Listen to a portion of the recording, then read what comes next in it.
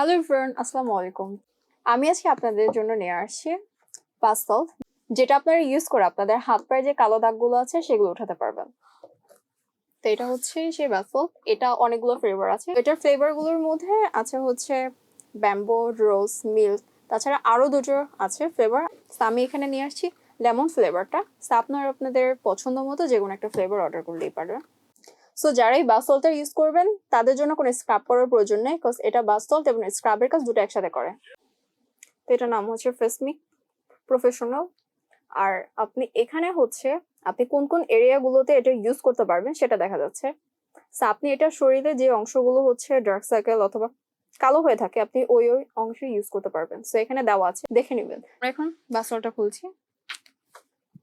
তো ফ্লেভারটা হচ্ছে ই টাইপের, রিল্যাক্সিং টাইপের। তো এখানে হচ্ছে আমার দুটো হাতের এখন সেম আছে। তো আমি দেখাবো বাথ সল্টটা ইউজ করে কিরকম হয়। আপনারা যখন বাথ সল্টটা ইউজ করবেন প্রথমে আপনারা পানি দিয়ে ওয়াশ করে নেবেন হাতটাকে, আর হালকা হালকা একটু ভেজে ভেজে রাখবেন। তো তারপর আমরা বাথ সল্টটা তা হালকা করে আগে নিতে হবে, নিয়ে এই জায়গাটাতে এই যে জায়গাগুলো কালো অথবা পুরো হাতে আমাদেরকে স্ক্রাব করতে হবে। অত জোরে জোরে করতে যাবেন না, আপনি হালকা করে স্ক্রাব করবেন। এই জায়গাগুলোতে কালো থাকে, আপনি এই জায়গাগুলোতে একটু বেশি করে স্ক্রাব করবেন। তো আপনি আস্তে আস্তে স্ক্রাব করবেন যতক্ষণ না পর্যন্ত এই যে দানাগুলো আছে এগুলো একদম গলে যায়। যদি শুকিয়ে যায় আপনি হালকা একটু পানি নিয়ে আবার স্ক্রাব করবেন। সো দেখাচ্ছি।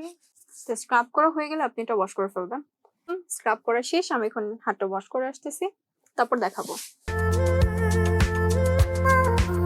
তো আমি হাতটা ওয়াশ করে আসছি, তা আপনার এখন দেখতে পারবেন দুটো হাতের মধ্যে পার্থক্য। এটা একটু ব্রাইটনেস দেখা যাচ্ছে আর এটা আগের মতোই আছে। তো এই বাথ সল্টটা যখন আপনারা ইউজ করবেন মানে স্ক্রাব করবেন, স্ক্রাব করার পর এটা ধুয়ে ফেলবেন। ধুয়ে ফেলার পর আপনি চাইলে সাবান ইউজ করতে পারেন, অথবা আপনি যে শাওয়ার জেল ইউজ করেন অথবা বডি ওয়াশ ইউজ করেন ওইটাও ইউজ করতে পারেন।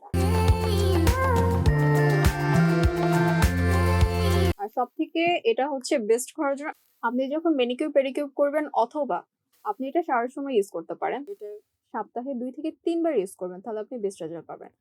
ত্বকের যে কালো দাগগুলো আছে সেগুলো একদম চলে যাবে, আর স্কিনটা ডাবল ক্লিন হবে। আর আপনার স্কিনের যে পরিমাণ মৃত চামড়াগুলো আছে ওগুলো একদম উঠে যাবে।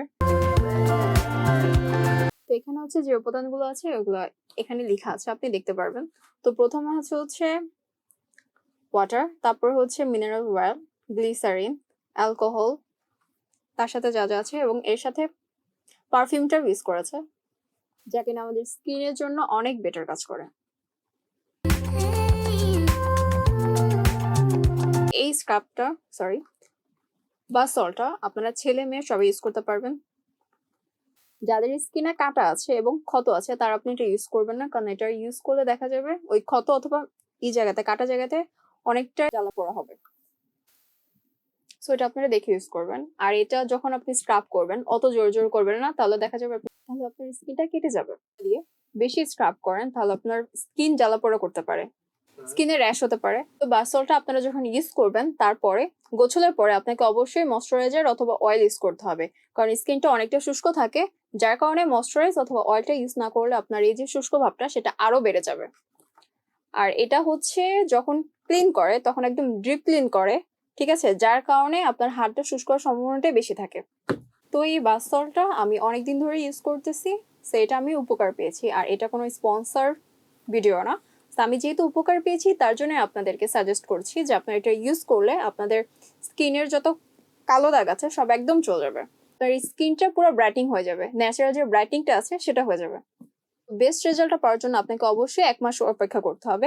তো 1 মাস পর আপনি দেখতে পারবেন যে আপনার স্কিনটার পার্থক্য কতটুকু, আপনার স্কিনটা অনেক বেশি ব্রাইট হয়ে যাবে।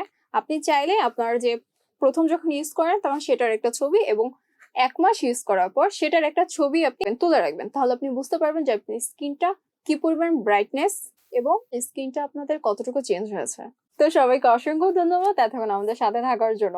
সো আমরা দেখা হচ্ছে আবারও কোনো নতুন ভিডিওতে এবং নতুন কিছু প্রোডাক্ট সাথে নিয়ে। সো সব সাথে থাকবেন, ধন্যবাদ।